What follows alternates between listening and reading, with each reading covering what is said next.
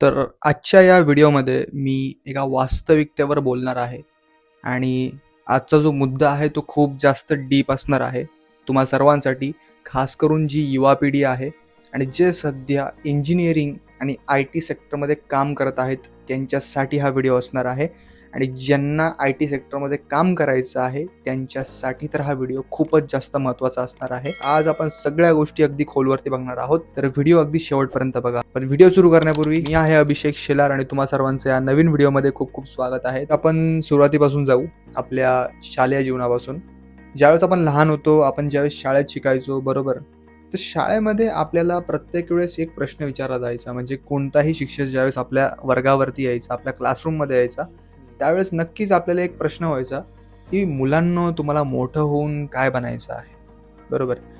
प्रत्येकाने हा जो काही प्रश्न आहे तो ह्या ठिकाणी अनुभवला असेल, प्रत्येकाने हा प्रश्न ऐकला असेल आणि प्रत्येकाने ह्या प्रश्नाचं उत्तर दिलेलं असेल. अगदी बालवयात असताना आपण खूप जास्त एक्सायटेड असतो या प्रश्नाचं उत्तर देण्यासाठी.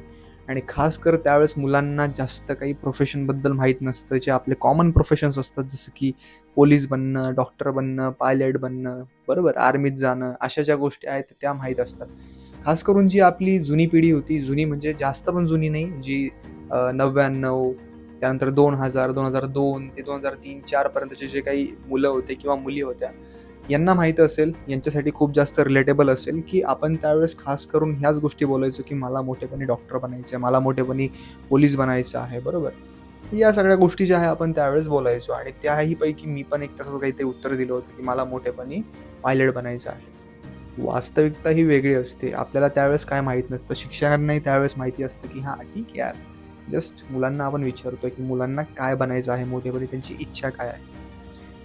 आता या गोष्टी मी तुम्हाला का सांगत आहे, तर हा जो व्हिडिओ आहे हा पुढे जाऊन वेगळं वळण घेणार आहे. जसं तुम्ही या व्हिडिओचं थंबनेल तर बघितलंच असेल, तर अगदी त्यावरच आपण इथे चर्चा करणार आहोत. तर बघा, जसं-जसं तुम्ही मोठे होतात, जसं-जसं तुमचं जे काही शालेय जीवन आहे, तुम्ही तुमची 10वी या ठिकाणी पास होतात आणि जसं तुम्ही तुमच्या कॉलेजमध्ये एंट्री करतात, तुमच्या ज्युनियर कॉलेजमध्ये, म्हणजे जसं की 11वी आणि 12वी मध्ये, तर त्यावेळेस आपल्याला प्रश्न पडलेला असतो, आपल्याला आपलं करिअर चूज करायचं असतं. बरेच जण काय करतात, की माझी मैत्रीण किंवा माझा मित्र ही फील्ड चूज करतोय, त्यामुळे मी त्याच फील्डमध्ये जाणार. जसं की मला कॉमर्स घ्यायचं आहे, तर पण माझा मित्र इथे सायन्स घेतोय, तर मी त्याच्यासोबतच जाणार.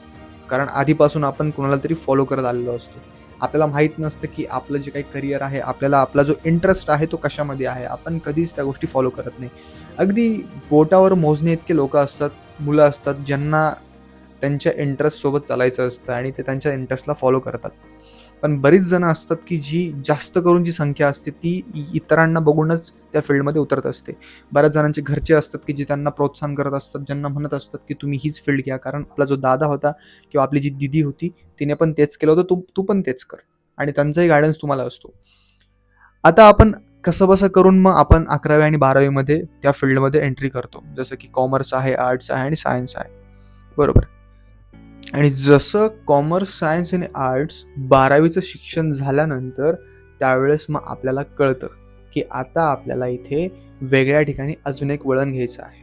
तुम्हाला आठवत असेल मित्रांनो, की बऱ्याच वेळा आपल्याला बोललं जातं, की फक्त 10वी आहे. 10वी एक जर तुम्ही एकदा केली, तर 10वी झाल्यानंतर तुमची लाईफ सॉर्टेड आहे. लाईफमध्ये खूप मजा आहे. 12वी झाली, लाईफमध्ये मजा आहे. इंजिनिअरिंग झालं, लाईफमध्ये मजा आहे. पण लाईफमध्ये मजा ही अनुभवायची असते, मजा ही मिळत नसते. बरोबर. येऊ आपण त्या मुद्द्यावरती पण. तर बघा, जसं आपण ज्यावेळेस 12वी आपली पास करतो आणि 12वी पास झाल्यानंतर आपल्याला आता ॲडमिशन घ्यायचं असतं पुढच्या प्रोसेसला. बरेच जण 12वीचा जो प्रवास आहे तो टाळतात आणि बरेच जण डिप्लोमा वगैरेसाठी ॲडमिशन घेतात. ठीक आहे, एखाद्या कुठल्यातरी स्पेशलाइज फील्डमध्ये, जसं की सिव्हिल इंजिनिअरिंग असो किंवा इलेक्ट्रॉनिक्स असो किंवा कम्प्युटर असो. तर 12वी नंतर मग मुलांना बघायचं असतं, की आता आम्हाला इंजिनिअरिंगला ॲडमिशन घ्यायचं आहे. ठीक आहे. तर इंजिनिअरिंग, तुम्हाला आठवत असेल, आपण ज्यावेळेस लहान होतो त्यावेळेस इंजिनिअर हा शब्द कानावर पडल्यानंतर खूप वेगळं काहीतरी वाटायचं त्या काळात. आणि त्या काळामध्ये इंजिनिअर मुलगा किंवा मुलगी असली म्हणजे खूपच मोठी गोष्ट. आणि कारण इंजिनिअर आहे तो, त्यामुळे त्याला खूप जास्त मान सन्मान असायचा. अगदीच इंजिनिअरचा जो काही प्रवास आहे किंवा इंजिनिअरिंगची जी लाईफ आहे ती सोपी नसते, हे आपल्या सर्वांना माहिती आहे. पण आजच्या जनरेशनमध्ये इंजिनिअरिंग हे कोणीही करतं अगदी सहजच. आणि त्याच मुद्द्यावरती आपण बोलणार आहोत. तर आपण काय करतो, इंजिनिअरिंग तिथे घेतो, तिथे पण आपण कोणाचा तरी सल्ला घेतो किंवा कोणाला तरी आपण फॉलो करत असतो आणि कसं बसं आपण आपला जो प्रवास आहे तो इंजिनिअरिंगच्या दिशेने आपला प्रवास चालू करतो. आता इथूनच तुमच्या जीवनाची जी गाडी आहे ती खरा वळण घेते. आता बघा, बरेच जण इथे मेकॅनिकल फील्ड चूज करतात, बरेच जण सिव्हिल, इलेक्ट्रॉनिक्स आणि बरेच जण कम्प्युटर फील्ड चूज करतात, ज्याला आपण IT म्हणतो, बरोबर. तेच ते IT सेक्टर. तर आज आपण इथे पूर्णपणे IT सेक्टरवरतीच बोलणार आहोत. जर तुम्ही इतरही फील्डमधले असाल तरी तुम्ही हा व्हिडिओ बघू शकता. तर बघा, जसं आता मीही एक IT इंजिनियर आहे, माझंही इंजिनिअरिंग झालेलं आहे, त्या हिशोबानेच मी तुम्हाला बोलतोय, मी माझे हे अनुभव तुम्हाला सांगणार आहे. तर कसं बसं आपण आपल्या इंजिनिअरिंगच्या प्रवासाला सुरुवात करतो. आपल्याला कोणीतरी सांगितलेलं असतं की इंजिनियर जर तुम्ही व्हाल तर तुम्हाला ह्या ठिकाणी चांगला जॉब मिळणार आहे. आणि हे तुम्हालाही माहिती की लहानपणापासून ते आत्तापर्यंत आपण का शिकत असतो, कारण चांगला जॉब मिळण्यासाठी. सगळं काही जे चाललेलं आहे ते चांगल्या जॉबसाठी. बरीच जी काही ऑडियन्स आहे जो व्हिडिओ बघत आहेत की ज्यांच्याकडे चांगली संपत्ती असेल, बरेच जण इथे बिझनेस वगैरे करत असतात, बट प्रत्येकाची जी काही लाईफ असते ती सारखी नसते. बऱ्याच जणांना, जास्त करून ऑडियन्सला, इथे जॉबच करावा लागतो आणि ते जॉब करण्यासाठीच आपल्याला शिकावं लागतं. आणि शिक्षण हे खूप जास्त महत्त्वाचं आहे. तुम्ही व्यवसाय करा, तुम्ही नोकरी करा, तुम्हाला शिक्षण असायला पाहिजेलच आणि शिक्षणाशिवाय तुम्ही पुढे जाऊ शकत नाही. तर बघा, तर आपण इथे इंजिनिअरिंगला ॲडमिशन घेतो आणि आपण आता हे सगळं झाल्यानंतर कसेबसे आपण आपले 3 ते 4 वर्ष आपल्या इंजिनिअरिंगची तिथे घालवतो. बरंच स्ट्रेस असतो, बरेच सबमिशन्स असतात, बरेच वायवा प्रॅक्टिकल्स वगैरे असतात.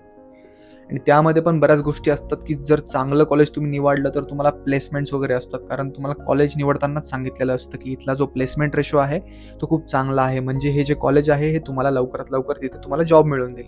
लवकरात लवकर म्हणजे की तुम्हाला तुमचे जे काही इंजिनिअरिंगचे 4 वर्ष आहे आणि जे शेवटचं जे 1 वर्ष आहे त्यामध्ये तुम्हाला प्लेसमेंट्स मिळणार, तुम्हाला इंटर्नशिप मिळणार.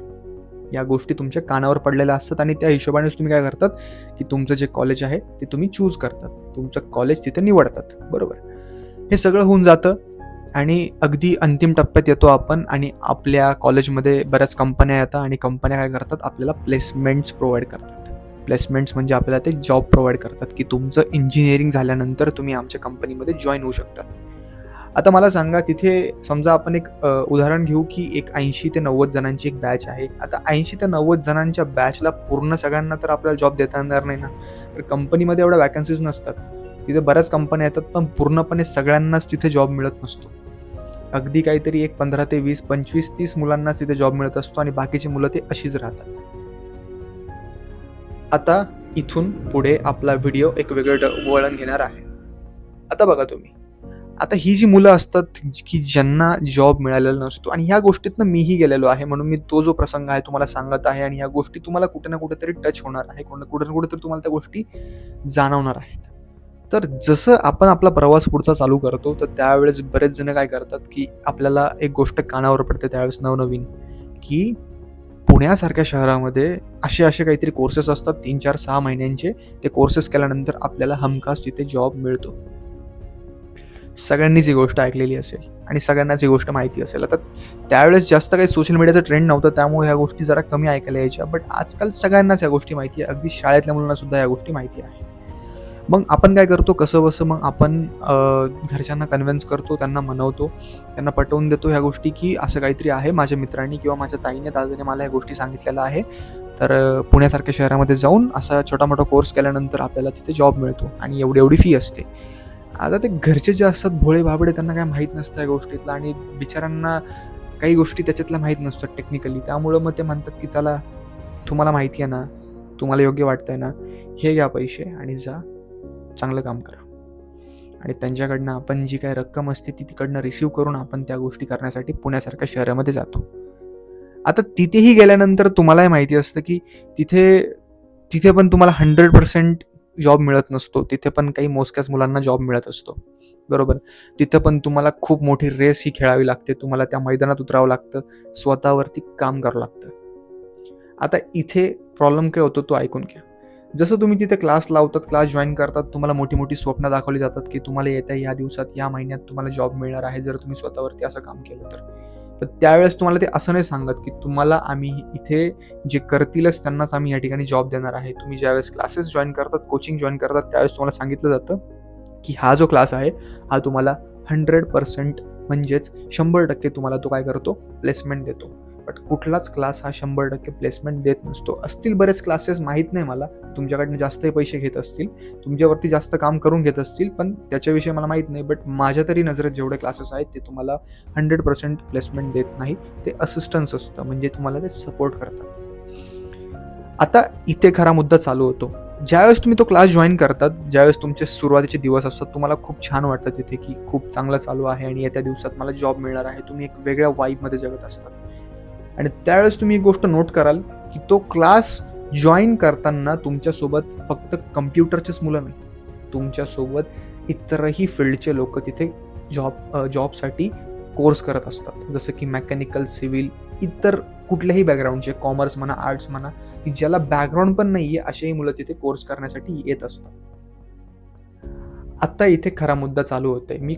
पहिली गोष्ट म्हणजे मी कुठल्याच फील्डला इथे क्रिटिसाइज करत नाही, कुठल्याच फील्डला टीका करत नाही. मी पूर्ण वास्तविकता तुमच्या समोर आणतोय. जे काही माझे मित्र-मैत्रिणी आहेत, जे व्हिडिओला बघत आहेत, किंवा जी काही माझी ऑडियन्स आहेत, जे IT फील्डमध्ये सध्या काम करत आहेत आणि IT फील्डमध्ये येण्याचा विचार करत आहेत, त्यांच्यासाठी हा व्हिडिओ आहे. आणि जर तुम्ही व्हिडिओ आत्तापर्यंत बघत असाल तर तुम्ही तुमच्या लाईफला धरून खूप जास्त सिरियस आहात. व्हिडिओ आत्तापर्यंत जर आवडला असेल तर व्हिडिओला लाईक करा. तर ऐका, तर तुमच्यासोबत ते इतरही फील्डचे मुलं असतात आणि तुम्हाला एक रिॲलिटी सांगतो की ज्यावेळेस आपण तिथे काम करत असतो, ज्यावेळेस गोष्टी आपण शिकत असतो ना, तर तिथे होतं असं ना की बऱ्याच वेळा की आपल्यापेक्षा, म्हणजे जे काही प्युअर, ज्यांचं कम्प्युटर फील्ड आहे, ते कम्प्युटर फील्डमधले मुलं तिथे कमी पडत असतात कधी कधी. म्हणजे जर तुम्ही आज बघितलं ना, तर IT सेक्टरमध्ये 50% हे कम्प्युटर फील्डचे मुलं आहेत आणि 50% हे नॉन IT वाले आहेत, की म्हणजे ज्यांचा कम्प्युटरचा आणि त्यांचा लांब लांबपर्यंत काही संबंध नाही, पण तरीही ते आज IT सेक्टरमध्ये काम करत आहेत. आणि अशा वेळेस होतं काय ना, की मी तुम्हाला एक रिॲलिटी सांगणार आहे. जर तुम्हाला ही गोष्ट तुमच्या मनाला लागत असेल तर लागू द्या, बट ही गोष्ट रिअल आहे आणि ही गोष्ट खरी आहे. आपण एक साईडला एक IT फील्डचा मुलगा ठेवू आणि एक साईडला आपण नॉन IT वाला मुलगा ठेवू, की ज्याचं कम्प्युटरचं आणि त्याचं काहीच नातं नाहीये.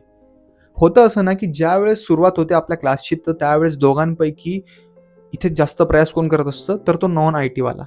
तेही मी सांगतो. कारण आपल्यासारख्या IT फील्डमधल्या मुलांना एक गोष्टीचा गर्व असतो, एक गोष्टीचा ॲटिट्यूड असतो, की याच्यापेक्षा मी कितीही पटीने बेटर आहे. मी खूप पटीने बेटर आहे आणि याच्यापेक्षा मी चांगलाच परफॉर्म करणार आहे आणि डेफिनेटली 100% मला जॉब मिळणार आहे.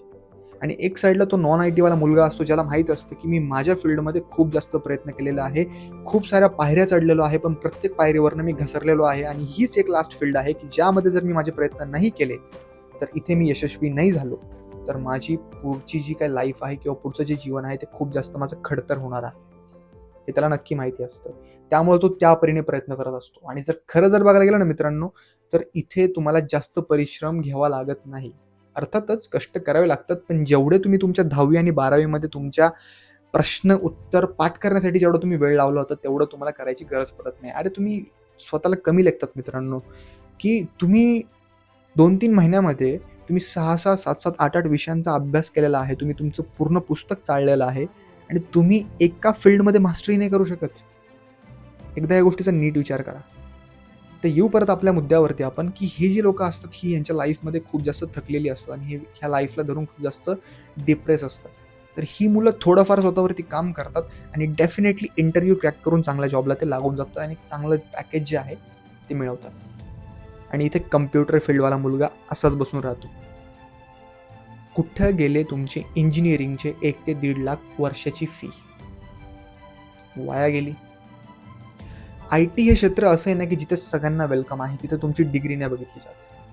ते विचारत नाही, की बाबा तू IT फील्डचा आहे, तुला कम्प्युटरचं आणि तुझं आत्तापर्यंतचं काही नातं होतं का नव्हतं? तुला आत्ता कम्प्युटर चालवता येतंय, तर तुझं वेलकम आहे. ये तू आमच्या कंपनीमध्ये काम कर. कारण कंपनीला घेणं देणं नाही आहे. कंपनीचं काम होतंय, विषय इथंच संपतोय. हीच रिॲलिटी आहे. फील्ड चूज करताना मित्रांनो आणि मैत्रिणींनो खूप जास्त विचार करा. जर तुम्ही ती फील्ड चूज करत आहात ना, तर तुम्हाला पूर्णतः त्या फील्डमध्ये मास्टर व्हायचं, ह्याच हिशोबाने ती फील्ड चूज करा. तर ज्याचं करिअर स्टार्ट नाही केलंय, तर त्यांना हा जो व्हिडिओ आहे तो खूप जास्त मदत करणार आहे. आणि जे माझे मित्रमैत्रिणी असे आहेत की जे ऑलरेडी इंजिनिअरिंग करून बसलेले आहेत, असे कोर्सेस वगैरे करून बसलेले आहेत आणि ज्यांना अजूनही जॉब नाही मिळालेला आहे, तर मित्रांनो हीच ती वेळ आहे की आत्तापासूनच स्वतःवरती काम करायला सुरुवात करा. कारण येणारं जे IT सेक्टर आहे किंवा येणारी जी ITची व्यवस्था आहे ती कशी असणार आहे ती मला माहीत नाही. मी स्वतः एक IT इंजिनियर आहे आणि मी सुद्धा IT कंपनीमध्ये काम करतो. ज्यावेळेस ज्यावेळेस इंटरव्ह्यूज वगैरे घेतो, तर आम्ही स्वतः समोरच्याला विचारत नाही की बाबा तुझं बॅकग्राऊंड काय आहे. नॉर्मली त्याचं बॅकग्राऊंड विचारतो आणि नंतर आम्ही त्याच्या स्किल्सवर जातो. तुम्हाला बऱ्याच वेळा सांगितलं असेल लोकांनी की स्किल्स हे खूप जास्त महत्त्वाचे आहे.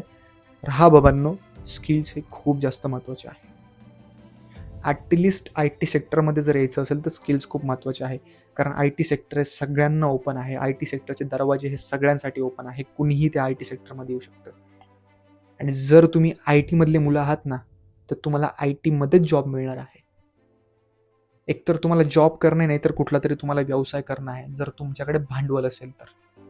आणि ज्यांच्याकडे भांडवल नाही ना, तर त्यांच्याकडे हाच एक शेवटचा पर्याय आहे की तुमच्या स्किल्सवरती तुम्हाला काम करणं आहे. कारण उद्या असं नाही होऊ शकत की मला मेकॅनिकलमध्ये जायचं आहे. आय टीतला मुलगा कधीच मेकॅनिकलमध्ये काम नाही करू शकत, पण मेकॅनिकलवाला मुलगा आय टीमध्ये 100% काम करू शकतो. कारण तुम्हाला त्या मेकॅनिकलमधले स्पेअर पार्ट्स वगैरे माहीत नसतात. तिथले जे काही बोनट्स असतात, तिथले जे काही इन्स्ट्रुमेंट्स असतात, ते तुम्हाला यूज करता येत नाही. कारण त्याचं तुम्हाला एक प्रशिक्षण घ्यावं लागतं. ते प्रशिक्षण इतकं सहजासहजी मिळत नाही. खर्च दोन्हीकडे सारखाच झालेला असतो. इंजिनिअरिंगला पण तुम्ही लाखो घालवतात, मेकॅनिकलला पण तुम्ही लाखो घालवतात. पण मेकॅनिकल किंवा कुठल्याही फील्डमध्ये, मी मेकॅनिकलला टीका करत नाही, कुठलीही फील्ड घ्या. मी जस्ट तुम्हाला एक एक्झाम्पल दिलं. तुम्ही कुठलीही फील्ड घ्या. प्रत्येक फील्डमधला माणूस हा आय टीमध्ये 100% प्रवेश करू शकतो. पण मित्रांनो, जे माझे मित्र-मैत्रिणी आय टीमध्ये काम करत आहेत ना, किंवा आय टीमध्ये शिकत आहेत ना, हीच ती वेळ आहे. आत्तापासूनच काम करा. कारण नंतर तुम्ही कितीही फी जरी पे केलेली असावी, तुमचं कॉलेज कितीही बेटर असो, काही फरक पडत नाही. इट डझंट मॅटर की तुम्ही कुठनं येत आहेत आणि कुठनं बिलॉंग करतात, कुठलं कॉलेज आहे तुमचं. शेवटी मॅटर करतात ते तुमचे स्किल्स. तर आत्तापासूनच या गोष्टीवरती सुरुवात करा. हा व्हिडिओ आपण ह्याच ठिकाणी एंड करत आहोत. हा व्हिडिओ जर तुम्हाला आवडला असेल तर नक्कीच या व्हिडिओला लाईक करा आणि तुमचं जे मत आहे ते कमेंट सेक्शनमध्ये सुचवा की तुम्हाला या व्हिडिओबद्दल काय वाटलं आणि तुम्हाला या व्हिडिओतला जो सगळ्यात चांगला पार्ट आहे तो काय वाटला, नक्कीच कमेंटमध्ये सुचवा. तर भेटू अशाच एका नवीन व्हिडिओसोबत पुन्हा एकदा. सध्या तरी धन्यवाद.